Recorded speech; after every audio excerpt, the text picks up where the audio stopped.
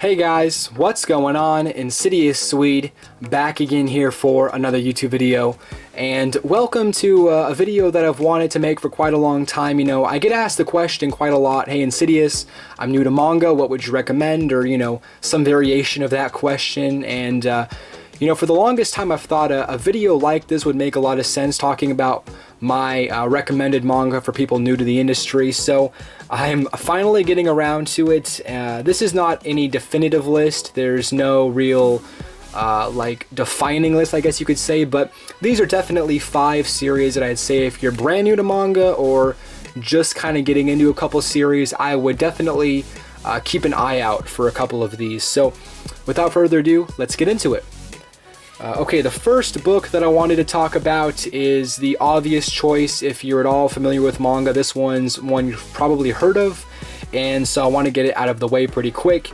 That is Bakuman. This is, if there was a definitive manga, this would be it. Essentially, Bakuman is about the manga industry. It's about these 2 young kids who grow up trying to become, you know, well-known manga artists and writers in the industry, and it's about its, you know, inner workings, and I'm sure there's things left out, but for the most part, if you want to know more about manga and the industry, Bakuman is the ideal series. Some downsides with this one, if you're new to manga, it's a bigger commitment than some. It's 20 volumes, which, you know, $8 to $10 a piece, can add up, but I still feel that it's worth a read, and it's also more dialogue heavy than a lot of other manga you're going to read out there, so also keep that in mind as well. But again, definitely Bakuman is worth checking out, especially if you're new to manga. Alright, the next series up is only a 1-volume series, and I feel like I should have had another one on here, but the one that I chose to recommend is The God's Lie. Now, this is a pretty basic series. I don't want to use that word, but it's a very lighthearted series. It's only a single volume, so there's not a big commitment like Bakuman, and it's basically about these 2 characters right here. The boy here who's a pretty structured life, you know, everything's going pretty well for him in school and on the soccer field or football, and then we have this girl here who's basically raising her brother by herself, and it's basically these 2 completely opposite people in almost every single way kind of coming together and you know, experiencing each other's lives. And it's a very, again, innocent series with some romance in there. It's just a really great read. Again, it's not that long, the single volume here. The writing is fantastic, the artwork is incredible. It's just a great series. Again, if you're new to manga, you could not go wrong with The God's Lie, and I think that if even if you're not, it's still a great read. So if you're not looking to make a big commitment but still looking for a really enjoyable story that's not, you know, too heavy, I would definitely recommend The God's Lie. Alright, now kind of going to the opposite end of the spectrum, I want to recommend a seinen here, of course, for older male audiences. This is one that I have loved and I haven't talked enough about on my channel, and I still feel, even though it's probably a bit heavier than every other series I'm going to talk about, it's by far a great series to start out with because of how good it is, and that is Parasite. This is an 8-volume series, published quite a while ago now, but luckily it got a reprint, so it's not hard to get your hands on anymore.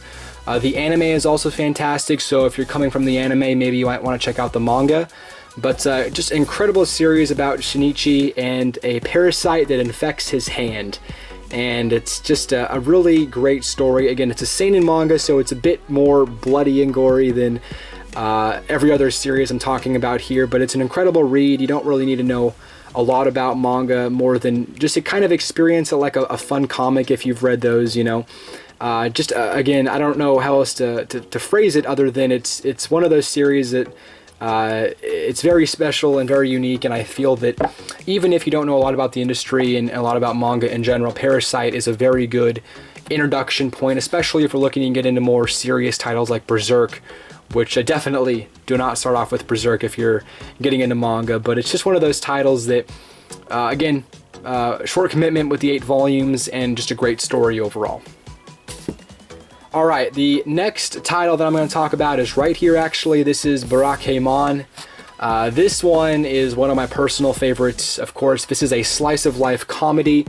If you don't know what slice of life means, basically it's just everyday lives of everyday people. You know, they don't have any special powers. There's not aliens infecting their hands or, you know, anything crazy like that. It's just about regular people who have lives. And this one I just love. It's about this young man right here named Honda who kind of goes off to a desolate part of Japan to work on his calligraphy, and he meets up with characters like Naru here down on the bottom of the cover, and just kind of you know, work on his calligraphy there, you know, and have fun in this kind of island fishing town. And it's just a great read. From chapter to chapter, you're going to get a different story. So although there is an overlying plot, more than anything, it's just kind of a unique one chapter story every time. And so this is a great starting series. Couple things to note: it is an ongoing, so I'm not too sure how many volumes are going to come out for it, and they are yen press volumes, so they are a bit more expensive than your average volume, but I still feel Bakuman is a great first time series for anybody new to the industry, for sure. All right, let's get that one back in there.